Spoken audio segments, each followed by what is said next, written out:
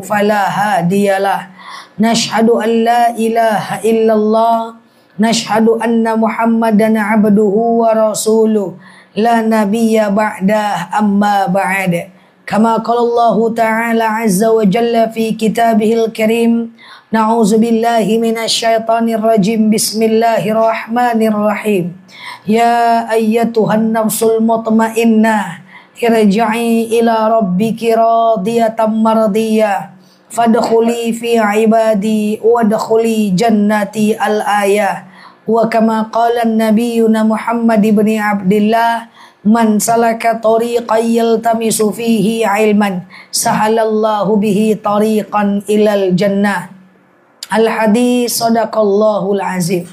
Ibu-ibu yang saya sayangi karena Allah, alhamdulillah, sebelum kita mulai kajian kita berdoa kepada Allah, semoga siapapun kita yang hadir dalam majelis ini, insya Allah Allah sehatkan badan kita, Allah kuatkan jasad kita, Allah tambah ruh keimanan kita, Allah luaskan rezeki kita, Allah angkat segala masalah kita, Allah jauhkan kita dari orang-orang zalim, Allah matikan kita dalam keadaan husnul khatimah. Amin. Allahumma amin. Sehat semua, Bu? Alhamdulillah. Selanjutnya salatan salaman daimaini mutalazimaini ala nabiyyina Muhammad ibn Abdillah. Salawat salam kita hadiahkan kepada baginda Nabi. Allahumma salli ala Muhammad wa ala ali Muhammad. Pada siang hari yang berbahagia ini, waktu yang singkat ini, insya Allah karena ini adalah minggu kedua, kita akan membahas tentang bab fiqih, dan nanti di minggu selanjutnya untuk minggu kedua kita sudah masuk ibadah kurban. Jadi bulan depan kita tidak sempat lagi membahas tentang bab kurban. Maka hari ini kita ulang-ulang lagi tentang membahas bab kurban. Sejarahnya yang kita sudah paham, nanti hukum memakannya, atau ciri hewan yang bisa dikurbankan, atau bagaimana kalau dia kurban nazar, dan seterusnya. Oke, kita mulai dari yang paling gampang yang sudah sering kita dengar tentang sejarahnya. Nabi Ibrahim itu kan punya istri, awalnya namanya Siti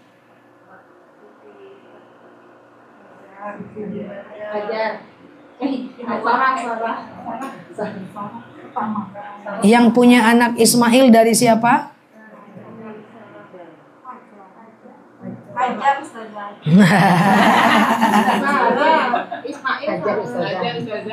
Hajar saja.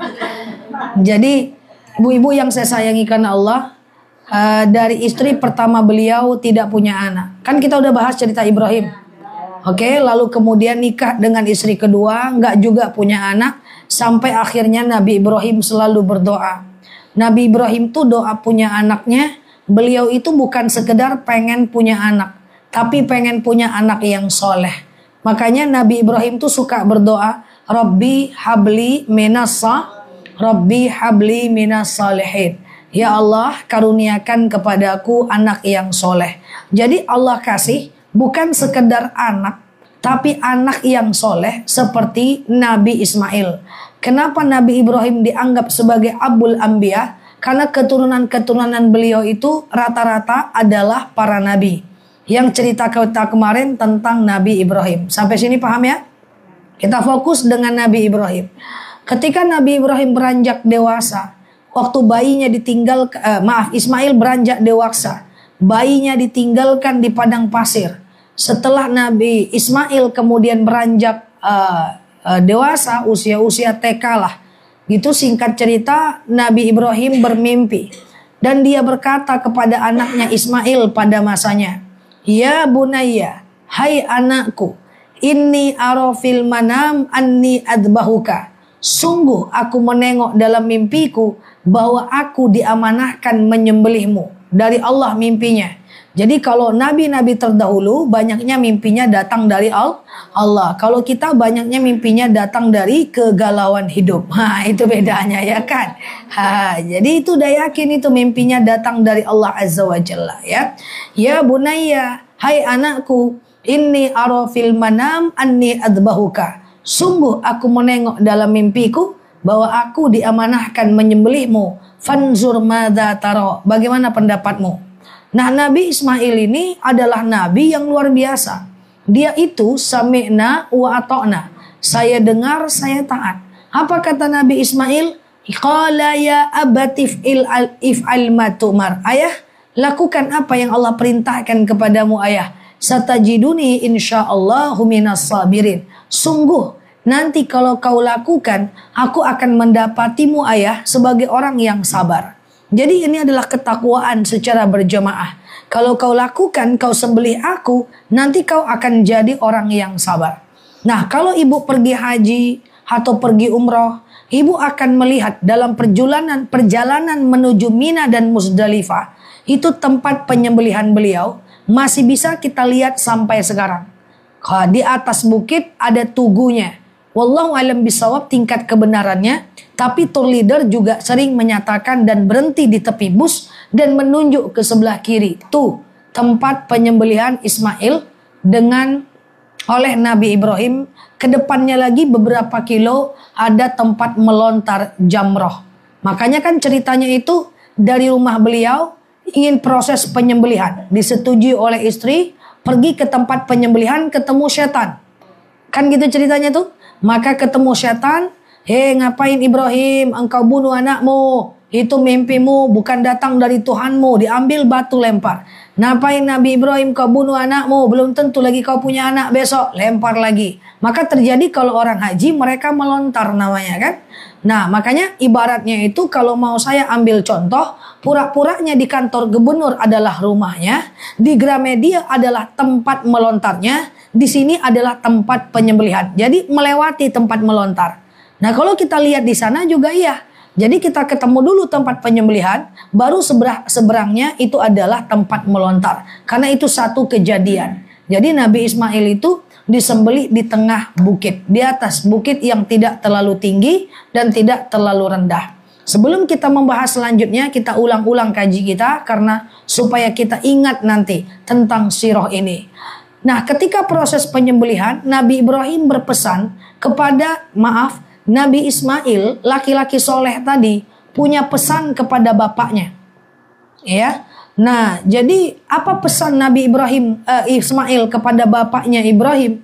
Bayangkan anak ingin disembelih, ibu anak jatuh aja menjerit, iya kan? Ibu anak cejelungkang aja menjerit, anak main api aja ibu langsung menjerit, anak main pisau aja ibu langsung jungkil balik. Ini pengen dibunuh anak di depan mata. Nabi Ismail berpesan kepada bapaknya Ibrahim, ayah, aku punya beberapa pesan sebelum engkau menyembelih aku, ayah. Yang pertama, ayah, telungkupkan wajahku, ayah. Telungkupkan wajahku, ayah, agar aku tidak merasa takut dan kau tidak kasihan melihat wajahku ketika ingin menyembelihku. Aku khawatir kalau engkau tidak menutup wajahku dan membuat wajahku tidak tertutup, engkau kasihan dan akhirnya imanmu goyah, ayah. Jadi ini perintah Nabi Ismail. Ayah, tulungkupkan wajahku, hadapkan wajahku ke tanah, ayah, agar engkau tidak kasihan melihat aku. Ya, dan aku akhirnya juga tidak takut. Nah, ini pesan pertama dari seorang anak kecil yang cerdas dan luar biasa. Makanya kita itu kalau diuji Allah lewati aja dulu. Jangan-jangan itu cuma ujian yang akan berbuah manis pada masanya. Yang kedua, ayah, angkat jubahmu, ayah, agar tidak terkena noda dari percikan darahku, ayah. Kenapa? Aku takut, ayah, seandainya engkau tidak menyingkap jubahmu, ayah, nanti akan terkena percikan darahku. Nyampai di rumah, ayah, ditengok oleh ibu, ayah, sehingga ibu akan teringat-ingat kepadaku. Nanti ibu jadi bersedih hati, ayah. Sampai maknya di rumah pun dia pikirkan. Nah, coba ya. Ayah, singkapkan, ayah. Singkapkan jubahmu agar tidak terkena percikan darahku. Karena nanti kalau terkena, ayah, ibu akan mengingat aku dan ibu tidak akan lupa. Ibaratnya susah move on ibunya. Sampai sini paham? Yang pertama apa tadi? Telungkupkan wajahku, ayah. Yang kedua, Singkapkan, angkat jubahmu biar tak terkena percikan darahku. Yang ketiga, ayah, asah pisaumu ayah. Asah pisaumu ayah, agar aku tidak merasakan sakit dan engkau lebih gampang menyembelih aku ayah. Ngeri ya pesan seorang anak. Tajamkan pisaumu ayah, agar engkau merasa mudah menyembelih aku, tidak repot dan aku tidak merasakan sakit ayah. Yang kelima, yang keempat, ayah, bawalah bajuku pulang. Jadi ketika beliau setelah disembelih, bawalah bajuku pulang ayah, sebagai bukti kepada Allah, kepada ibu, bahwa ayah telah mematuhi perintah Allah. Setelah nanti engkau telungkupkan wajahku, engkau angkat jubahmu agar tak terkena percikan darahku, dan kemudian engkau asah pisau sehingga engkau tidak kesulitan menyembelih aku, dan kemudian aku menjadi tidak sakit.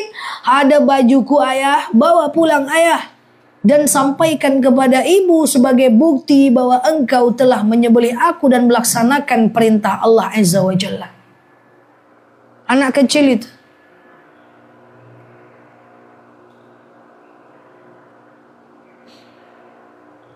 Selanjutnya, ayah, sampaikan salamku pada ibu dan titip pesan, bersabar dan bertawakallah kepada Allah. Sampaikan pesan kepada ibu, bersabar dan bertawakallah kepada Allah.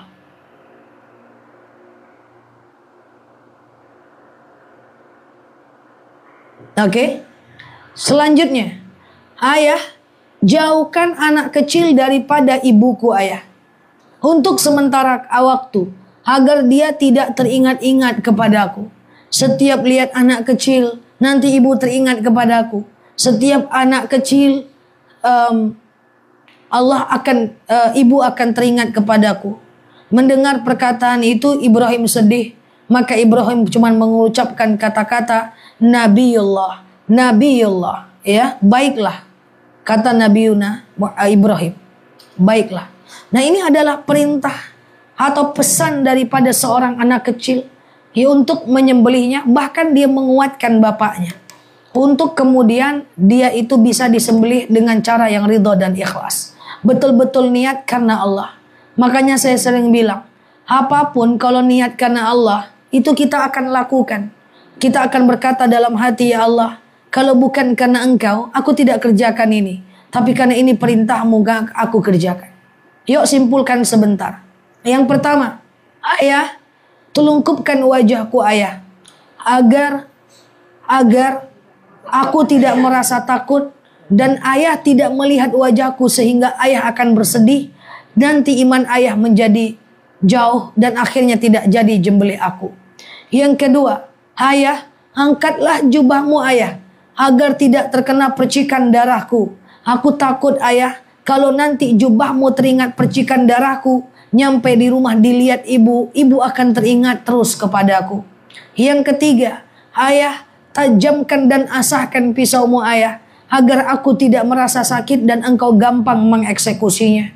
Yang keempat, ayah, bawa bajuku pulang dan sampaikan kepada ibu ayah bahwa engkau sebagai bukti engkau telah menyembelih aku. 5. Sampaikan salamku kepada ibu ayah dan memerintahkan kepada ibu untuk bertakwa dan bersabar kepada Allah. Yang ke-6, jangan dekatkan anak kecil pada ibuku sementara waktu ayah, agar dia tidak teringat-ingat kepada aku. Terakhir, ayah, jangan lupa engkau ikat tanganku kuat-kuat agar aku tidak meronta-ronta nantinya. Masya Allah, ini adalah pesan daripada Nabi Ibrahim kepada Nabi Ismail kepada Nabi Ibrahim ketika ingin disembelih. Tapi ternyata Allah punya rahasia. Allah kemudian ganti Nabi Ismail dengan binatang yang layak disembelih, sehingga menjadi sunnah bagi umat seluruh dunia. Cari agama yang ada proses sedekah sedunia, cuman Islam yang punya. Tidak ada umat lain sedunia yang kurbannya serentak, itu nggak ada. Yang mereka motong kambing dan bersedekah serentak, itu nggak ada. maka cuman orang Islamlah yang punya. Siapa agama yang sanggup mengumpulkan satu manusia dalam satu waktu seluruh dunia dalam ibadah haji? Cuman Islam yang punya. Tidak ada agama lain. Haji mengumpulkan seluruh umat Islam di dunia. Kurban mengumpulkan seluruh umat Islam yang mampu. Dan itu seluruh dunia. Serentak di satu waktu. Masya Allah. 10 Zulhijjah. Nah maka ini hikmahnya adalah kalau panitia kurban asahlah pisau itu. Karena itu sunnah daripada Nabi Ismail. Dan kalau bisa hewan kurban itu ditutup matanya atau dijauhkan jaraknya. Jangan sampai dia tahu kalau dia akan dipotong. Ditengoknya kawannya, entar lagi aku nih. Makanya dia mengamuk, meronta-ronta. Karena dia hewan, dia tak punya akal tapi dia punya insting. Makanya sangat disunahkan untuk hewan kurban itu dikurung dulu, baru yang mau dipotong dikeluarkan satu persatu. Ini sunnah daripada perintah daripada Nabi Ismail. Sampai sini paham ibu-ibu? Nah, poin yang kedua. Bahwa hukum daripada kurban. Imam Syafi'i dan Imam Maliki menyatakannya sunnah muakkad pada semua manusia. Tetapi Imam Abu Hanifah atau Imam Hanafi menyatakan dia wajib bagi yang mampu selagi dia tidak dalam kondisi safar. Nah intinya adalah kalau ada uang maka berkurbanlah. Jang fasolli li rabbika wanhar. Maka solatlah untuk Tuhanmu fanhar. Fasolli li rabbika wanhar. Dan berkurbanlah. Itu perintah dalam surat apa? Al-Kausar. Oke? Dan bersolatlah dan berkurbanlah. Maka ibu-ibu yang punya harta berlebih, selagi masih ada cincin melilit di jari tangan, selagi masih ada bisa beli tas Pedro, Everbest, selagi bisa beli emas, maka berkurbanlah. Hukum memakan daging kurban itu status hukumnya adalah sunnah. Dia tidak sampai ke tahap wajib. Dia hanya sampai ke tahap sunnah saja. Makanya sangat disunnahkan orang-orang yang berkurban itu di pagi hari sebelum hari raya Idul Adha, dia dianjurkan menahan. Betul ya? Menahan dengan berpuasa. Ya, maka Rasulullah itu tidak makan sebelum sholat Idul Adha. Kalau Idul Fitri disunnahkan makan sebelum sholat. Sebagai tanda kita sudah menang, sudah lepas dari puasa. Puasa masih lama ya. Kepengen lagi kita puasa ya. Ngantuk-ngantuk ya. Ngantuk-ngantuk itikaf. Lama ya. Oke, masih lama ya Allah. Semoga panjang umur kita sampai Ramadan. Amin. Lama lagi Bu. Ya Allah karim. Maka sungguh merugi orang yang tidak memaksimalkan Ramadannya. Balik tadi kepada yang tadi ngomong apa tadi saya. Kalau Idul Fitri kita makan sebelum sholat Id. Kalau Idul Adha disunahkan menahan. Lalu kita sholat Idul Adha. Bagaimana cara memakan daging kurban? Ada beberapa cara. Cara yang pertama ikut sunnah yang betul-betulan. Daripada baginda Nabi, beliau menahan, lalu kemudian beliau pergi sholat Idul Adha, lalu kemudian beliau sembelihlah hewan kurban, lalu kemudian beliau menyunahkan dirinya atau kita semua untuk sunnah memakan hati daripada hewan kurban itu. Jadi kalau kita yang berkurban disunahkan memakannya ya litabarruk ya untuk mengambil berkahnya. Dimakan hatinya saja. Lalu kemudian dibagikan seluruhnya kepada fakir miskin, jiran, tetangga yang membutuhkan. Tapi persoalannya kan kita ini tidak bisa menyembelihnya dengan sendiri. Maka kita menyerahkan kepada panitia sebagai bentuk tolong kami supaya bisa dibantu oleh panitia kurban. Maka cara yang kedua adalah ketika kita habis daripada Idul Adha, kita disunahkan memakannya sedikit saja. Sedikit kita disunahkan untuk memakan hewan kurban yang kita sembelih, lalu kemudian kita bagikan semuanya ya untuk orang yang miskin. Nah, kemudian cara yang ketiga, adalah kita boleh memakan dan memilikinya sepertiga saja. Karena sepertiga itu untuk orang berkurban, sepertiga untuk jir. Saya terlalu cepat? Terlalu cepat? Enggak ya? Hah? Enggak kan? Diam-diam lewat. Nah, yang pertama adalah kalau mau ikut sunnah banget, makan hatinya saja. Selebihnya kasih ke orang. Yang kedua, makan secukupnya. Sunnah Nabi. Itu yang dilakukan bagi litabarruk, untuk mendapat berkah. Untuk mendapat berkah. Tidak harus hati. Yang kedua juga untuk berkah. Yang kedua, makan secukupnya. Lalu bagikan semuanya. Ya. Dan kemudian yang ketiga adalah kita boleh makan sepertiga. Karena kurban itu dibagi tiga. Sepertiga adalah untuk orang yang berkurban. Oh, jangan buru-buru Ustazah, kata kawan-kawan online ya. Sepertiga untuk orang yang berkurban, sepertiga untuk fakir miskin, dan sepertiga untuk para jiran dan tetangga. Itu biasanya panitia akan membaginya menjadi tiga. Nah, maka biasanya kita yang berkurban, dalam satu kali kurban, ada yang dapat kupon 2, ada yang dapat kupon 1, itu sudah di bawah sepertiga. Maka dia sudah aman. Dia tidak melebihi sepertiga daripada hewan kurban tadi.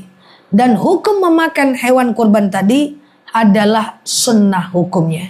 Maka ibu-ibu yang tidak bisa makan hewan kurban, boleh ibu makan sedikit saja. Litabarruk, untuk mengambil berkahnya. Tapi kalau ibu juga nggak mampu makan, walaupun sedikit ibu tak suka, ibu trauma, ibu tidak suka, maka ibu makan kuahnya saja, ya. Nah, untuk mendapatkan berkahnya. Tapi saran saya, sukailah apa yang disukai oleh baginda Nabi. Ya, ini penting. Rasulullah suka kurma, ya sukailah. Rasulullah suka madu, ya sukailah. Rasulullah suka bekam, ya lakukanlah. Ya, Rasulullah suka kambing, ya sukailah. Rasulullah memakan hewan kurban, ya sukailah gitu. Tapi ada yang di sebuah daerah dapatnya satu saja kupon untuk orang yang berkurban. Tidak ada masalah. Yang penting tidak lebih dari sepertiga. Sampai sini paham? Tidak. Pertama tadi sejarahnya. Yang kedua, hukum memakan daging kurban.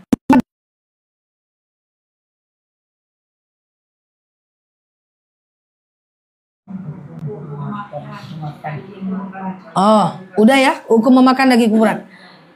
Tetapi itu kalau kita yang berkurban. Misalnya mak berkurban, mak makannya dengan cara tadi mak. Bisa hatinya saja yang mak makan, bisa dagingnya yang mak makan, atau mak bisa dapat 1 kupon, 2 kupon yang ujungnya adalah dia akan menjadi kurang dari sepertiga. Ini berbeda kasusnya. Ini berbeda kasusnya. Jika berbeda kasusnya kita berbeda kasusnya kita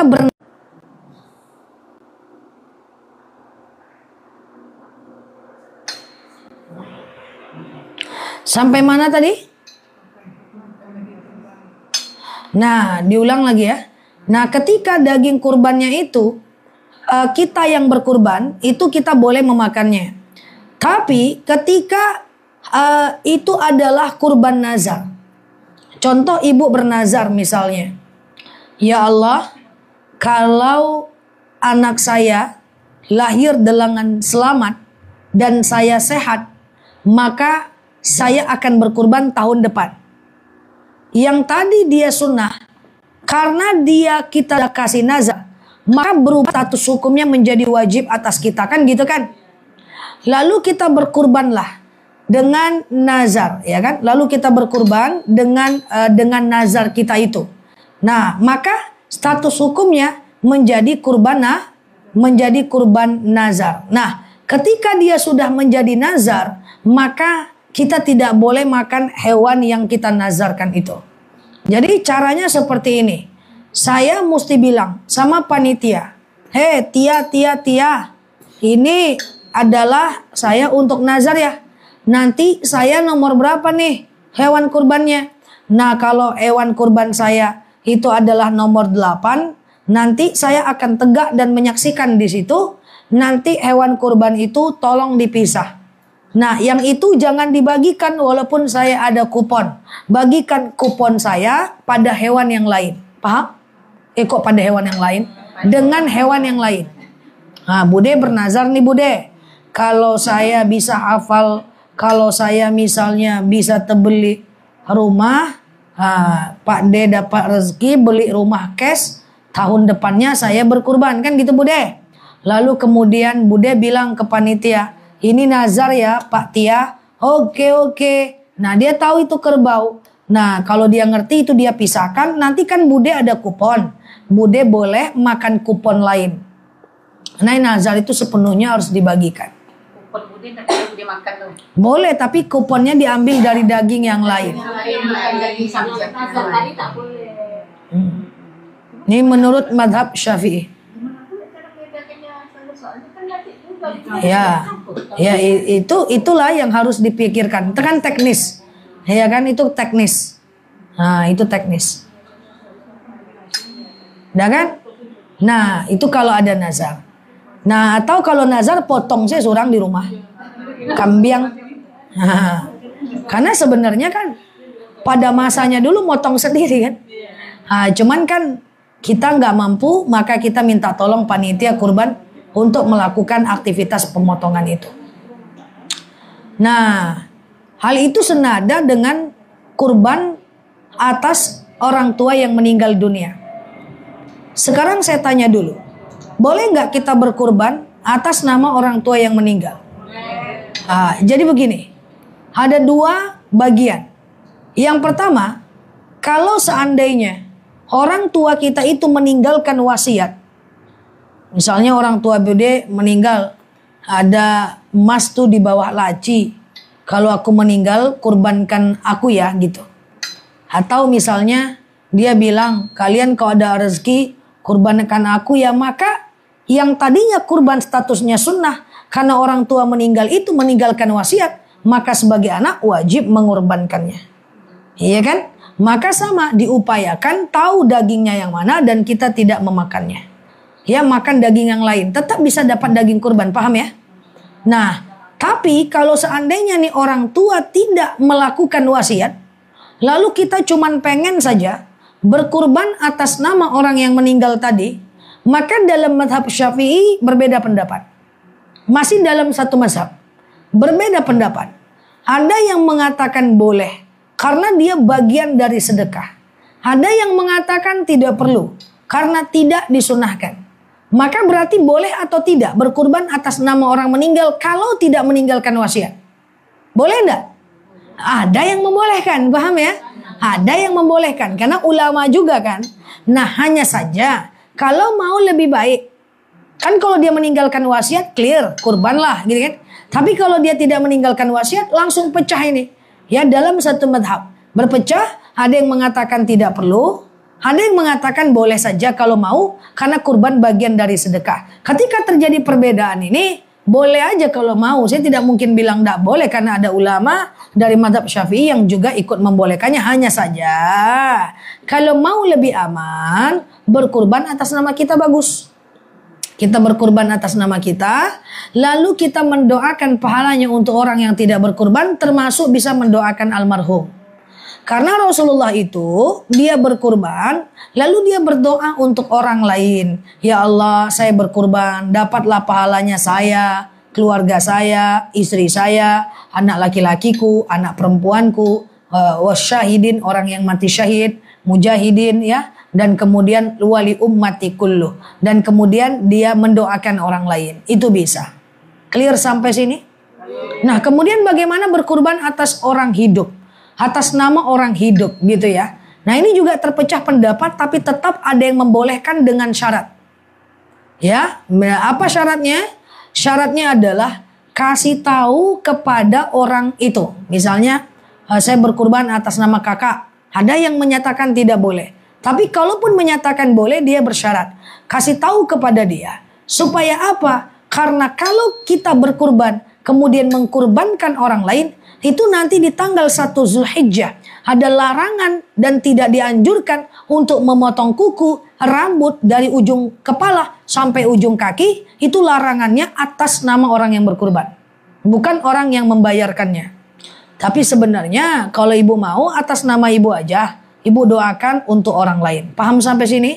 Nah, nanti siapapun yang berkurban, masih lama sih 2 minggu lagi. Dari awal Zulhijjah sampai telah disembelihnya hewan kurban itu, ada larangan untuk kita memotong kuku, memotong rambut, mencukur-cukur, sampai nanti hewan kurban selesai disembelih, lalu kemudian kita kemudian mencukurnya. Kalau mau ikut sunnahnya, baca sewaktu motong kuku, menghadap kiblat, inni wajjahtu wajhiya lilladzi fataras samawati wal ard hanifan muslimau wa ma ana minal terus inna salati, sesungguhnya salatku, wa nusuki, dan ibadahku, mahyahya, dan segala hidupku, wa mamati, dan segala matiku, lillahi rabbil la syarika lahu, tidak ada sekutu baginya, wa bidzalika umirtu, dan untuk itu aku telah diperintahkan,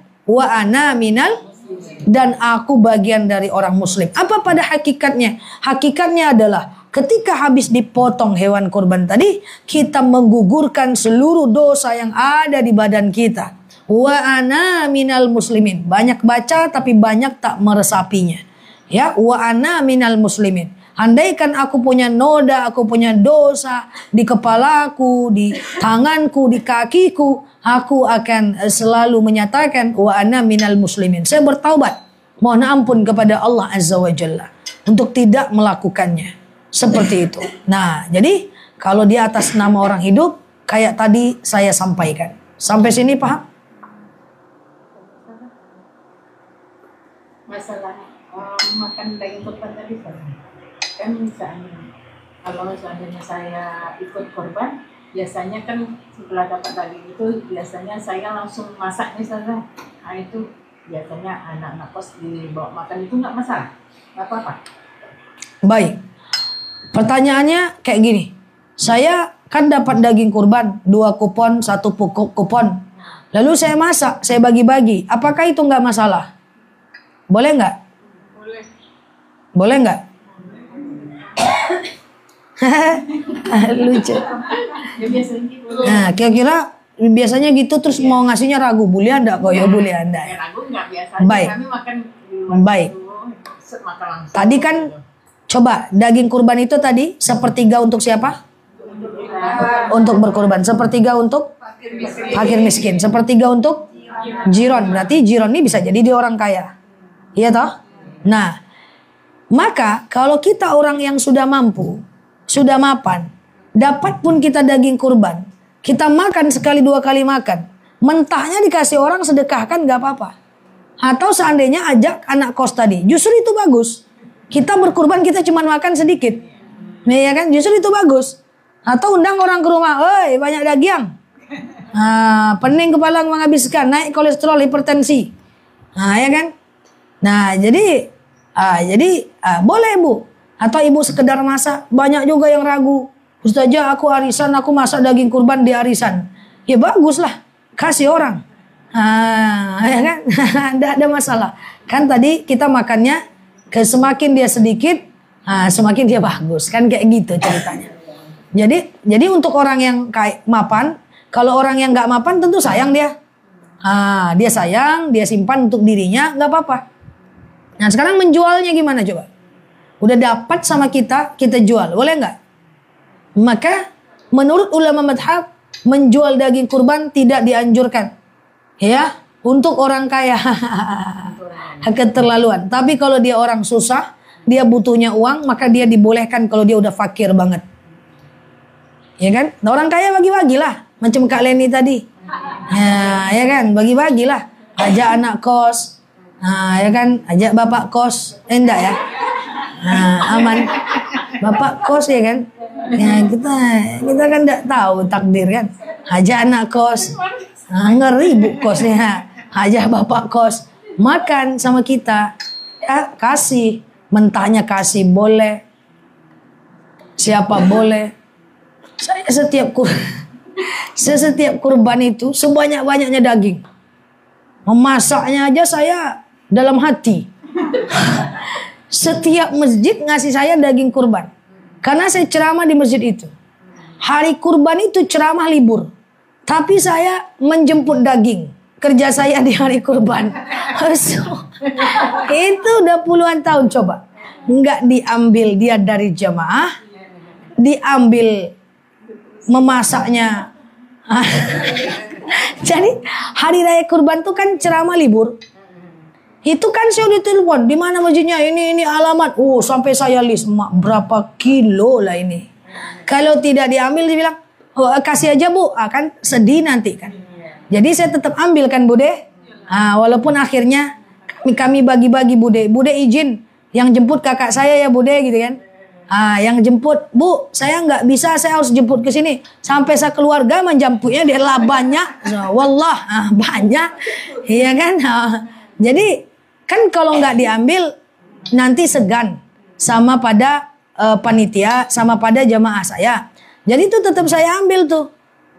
Tetap saya ambil, tapi ya bagi-bagi gitu. Kakak saya ambil sini kak, ini bantulah kak, bantu gitu. Saya ngambil juga. Jadi bilang sama jemaah, itu dagingnya saya apakan itu. Tidaklah saya makan semuanya. Saya makan sehari, 2 hari, 3 hari aja cukup. Selebihnya kan mak bagi-bagi orang. Sebelum dimasak bagi-baginya, dipotongnya rapi-rapi, cuci. Tidak dicuci beliau bagi-bagi lagi ke orang. Jadi emak saya panitia kurban di rumah saya. Dan itu udah menahun.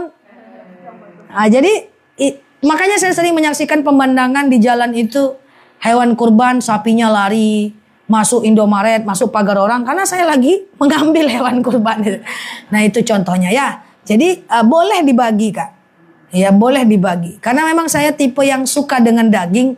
Jadi berkali-kali juga saya makannya Bude. Nggak seperti Rasulullah cuman hatinya doang, tidak ya.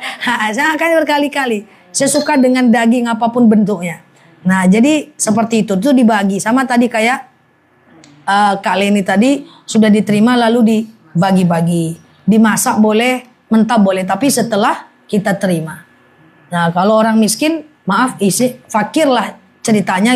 Fakir itu kan tidak bekerja. Miskin itu bekerja tapi nggak cukup uangnya. Nah itu dia boleh menjualnya. Ya, tapi ada baiknya tetap dia makan. Tapi dia butuh uang. Nah sementara menjual daging kurban oleh panitia kurban, mazhab Syafi'i mutlak melarangnya. Bagikan dulu. Nanti kalau sudah itu terserah orangnya mau dijual atau tidak. Sampai sini boleh? Boleh. Sampai sini paham? Oke, sedikit lagi ya. Nanti kita sambung lah kalau nggak cukup waktu kita ya. Selanjutnya adalah bagaimana masak-masak itu untuk panitia kurban itu. Di Indonesia ada budaya masak-memasak. Saya sampaikan, saya ulang lagi. Tadi hewan kurban itu ada hak siapa? Ulang lagi. 1. Orang yang berkurban. Yang kedua 1/3 fakir miskin. Yang ketiga 1/3 untuk jiran, orang-orang kaya, tetangga-tetangga. Nah ada budaya kita yang masak-masak untuk panitia kurban. Maka boleh nggak itu mengambil sebagian untuk dimasak oleh panitia kurban. Nah dulu-dulu itu nggak ada masalah, masyhur. Tapi belakangan ada yang tidak membolehkannya. Supaya aman begini.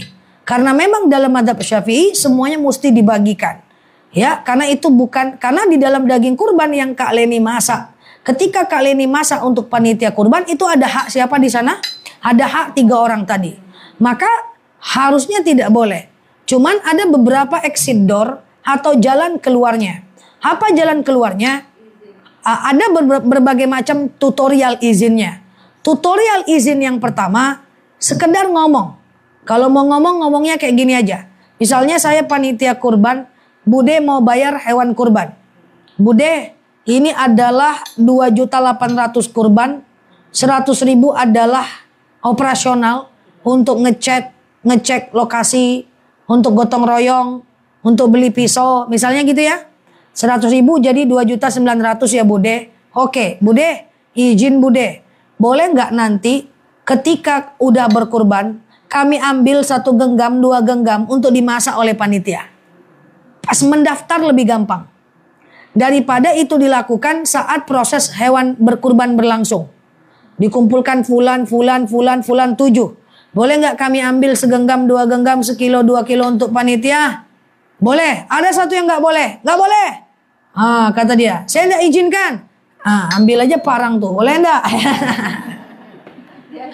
Idealnya membolehkan. Karena apa kata Nabi Ibrahim? Kurbankan aku ayah, lupakan aku. Jadi kalau kita udah kurban jangan diingat-ingat juga lagi kemana daging tuh. Nah tapi ada beberapa panitia hiruk pikuk di masjidnya, takut ini haram, takut kita haram. Ya udahlah pakai nasi bungkus aja lah. Jangan itu pula yang diperdebatkan. Ya kan, takut haram. Bapak tuh ngizinkan tapi mukanya masam. Bapakku ngizinkan tapi cemberutnya. Nggak nampak giginya doh. Takut wah kok haram apa nasi bungkus aja lah. Ya sebagai bagian dari kebersamaan saja. Ya. Tapi itu sekarang ustazah setelah banyaknya ustazah yang menerangkan kepada jemaah sekarang tidak seperti dulu lagi ustazah, sudah aman-aman di masjid sekarang. Udah aman-aman ya. Salah kurban ya. Karena udah panitia kan sudah banyak menimba ilmu dari ustazah. Iya benar. Jadi sebelum dipotong orang itu kan udah meminta izin. Iya benar. Di setiap masjid sekarang kan udah diapa sama ustazah, baik siang maupun malam subuh kan banyak kajian. Betul. Di masjid. Kalau dulu hiruk pikuk ya. Udah ngerti sekarang. Iya. Kalau dulu hiruk pikuk ya. Kalau dulu memang aku hiruk pikuk ustazah kalau dulu. Iya. Sekarang alhamdulillah kayaknya tenang-tenang. Tenang-tenang aja ya. Karena udah banyak, udah sering dia. Iya, benar. Setiap mendekati kurban, ustazah sibuk itu, ustaz. Iya memang ya. Memberikan solusi kepada masjid itu. Betul. Sekarang ya aman-aman kayaknya. Kalau kurban itu ada batasan umur. Apa? Berkurban hewan biasa umur. Batasan umur? Untuk berkurban. Batasan umur enggak yang untuk berkurban. Untuk berkurban. Enggak. Hanya saja hewan kurbannya ada. Domba minimal 1 tahun udah berganti gigi. Kambing minimal 2 tahun. Sapi minimal 3 tahun. Unta minimal 5 tahun. Tidak boleh cacat, putus ekor, tanggal tanduk, ya hamil, lagi mengandung. Itu enggak boleh. Cepat kali pula. Usah lah ibu yang tahu syarat itu, panitia aja lah. Pening lah kepala nanti. Ya kan? Apa? Pesertanya anak-anak. Peserta tidak masalah. Kalau niatnya kalau ini seandainya nih ustazah mau itu korban nih anak, kalau diniatkan sekali untuk almarhum anaknya Bisa. Silakan. Enggak apa-apa. Iya, enggak apa-apa. Berarti sekali dua ya. Iya, masing-masing lah. Iya, masing-masing. Kakak mendoakan untuk atu, adik juga mendoakan untuk yang lain. Rasulullah itu selalu mendoakan orang lain atas ibadah kurbannya. Cukup ya? Oke. Demikian dari saya, nanti kita sambung-sambung lagi. Wallahu a'lam bishawab. Assalamualaikum warahmatullahi wabarakatuh.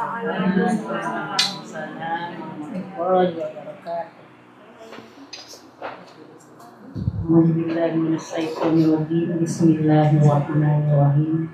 Alhamdulillahirabbil alamin. Hamdan yu'ti amahu wa yukafi mazidah. Ya Rabbana lakal hamdu wa lakas syukru yang bayu jalal wajhika wa azim sultan. Allahumma sholli ala sayyidina Muhammad wa ala ali sayyidina Muhammad. Salatan tunajjina biha min jamil hajat wa tutahhiruna biha min jamil sayyi'at wa tarfa'una biha indaka a'la darajat wa tubarikhuna biha atal ghayat min jamil khairat fil hayat wa ba'dal mamat. Innahu sami'un qaribun mujibud da'wat wa yaqul hajat. Allahumma inna nas'aluka salamatan fid din wa dunya wal akhirah wa afiyatan fil jasad wa sihatan fil badani wa siyadatan fil ilmi wa barakatan fil rizqi wa tawbatan qabla maut. Allahumma hawwin alaina fi sakaratil maut wa najatan minan nar wal afwa indaka hisab. Rabbana zalamna anfusana wa illam taghfir lana wa tarhamna lanakunanna minal khasirin. Rabbana wa la tahmil alaina isran kama hamaltahu 'alal ladzina min qablina. Rabbana wa la tuhammilna ma la taqata lana bih wa'fu anha wa'fir lana warhamna anta maulana fanzur 'alal qaumil kafirin. Rabbana la tuzigh qulubana ba'da idh hadaitana wa hab lana min ladunka rahmah innaka antal wahhab. Rabbana ighfir lana dzunubana wa liwalidina wa limasalihinna wa limuallimina wa liman lahu haqqun 'alaina waliman ahabba wa asan ilaina walikabatil muslimin. Rabbana taqabbal minna